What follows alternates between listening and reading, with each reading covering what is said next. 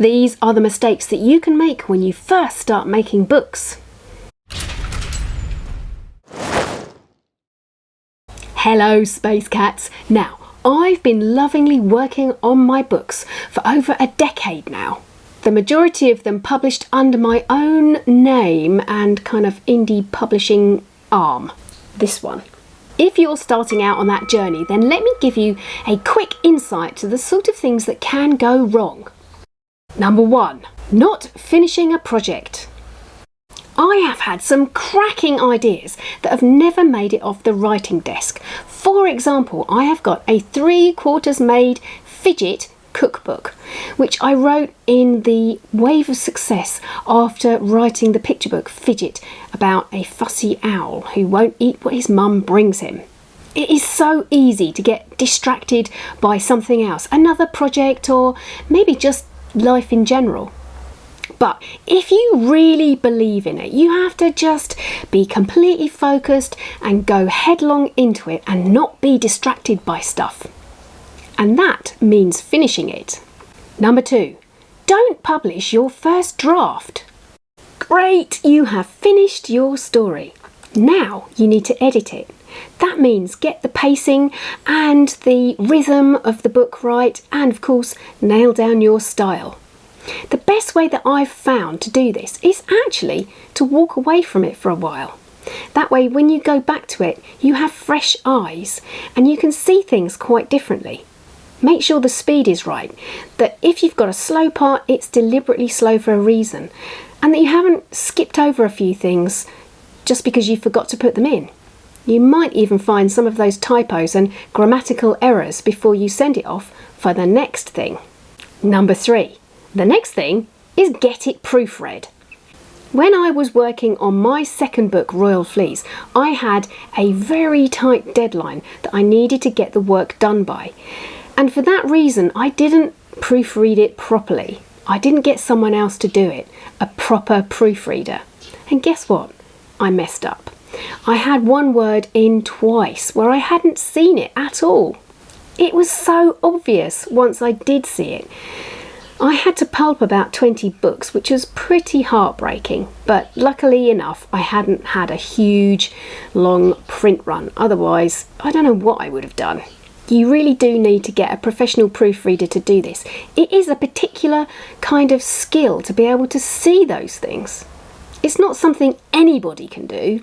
And don't fall into that trap of thinking you can proofread your own work, because believe me, you can't.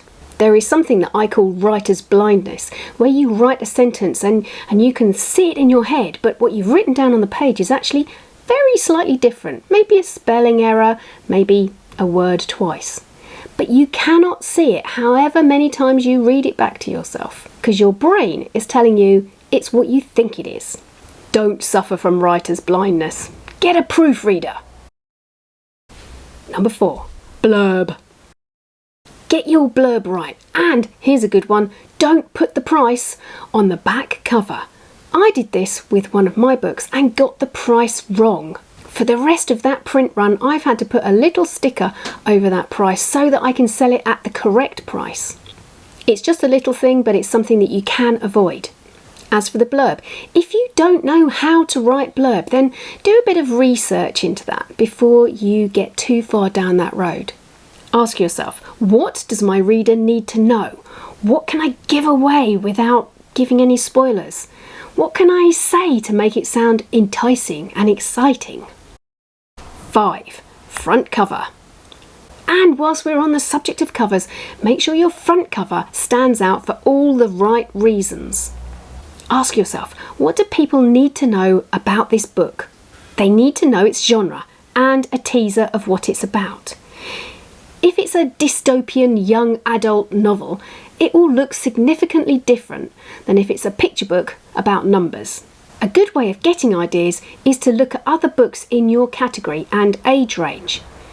Google it, look on Amazon, or better still, go into your local bookshop and talk to your bookseller. They are a mine of information. Number 6, formatting. Make sure you have formatted your book correctly. This means that the text doesn't go right up to the edge of the page.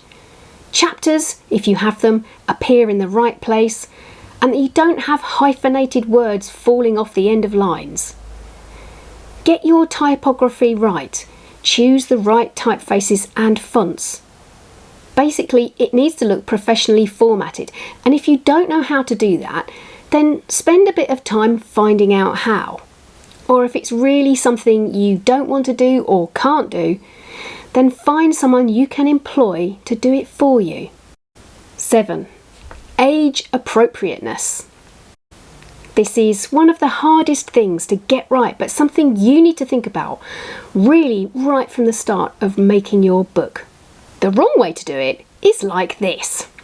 Decide that you are writing a picture book. Then use language too sophisticated for 3 to 6-year-olds to understand, a plot that is complicated, and a word count of 12,000. The reason that this will be a disaster is that no 9-year-old who can cope with the vocabulary and the word count is going to pick up a picture book, and no toddler will be able to cope with something so complex. It's like baking cookies with kitchen paper. Both are useful, but not together. There are some ideas that you really need to comply with that will totally help you, and they appear, as if by magic, in a video up here. Number 8. Marketing. Finally and briefly, just a quick word about marketing. There is no point, even if you are using a traditional publisher, in bringing out a book without giving a thought to marketing. You need to do one or all of the following. Have a website. Use social media. Approach bookshops to see if they will stock your work. Make flyers or posters and give them out. Ask schools if you can go and read to their students. And tell everyone you know and everyone at the bus stop or the train station or at work that you have written a book. You can even use dogs. Okay, I don't really make my dogs do that, but I have done and still do the other things. Thanks for sticking with me to this part of the video. You deserve a medal, and if you make it to this part of all of my videos, you deserve a lifelong achievement award.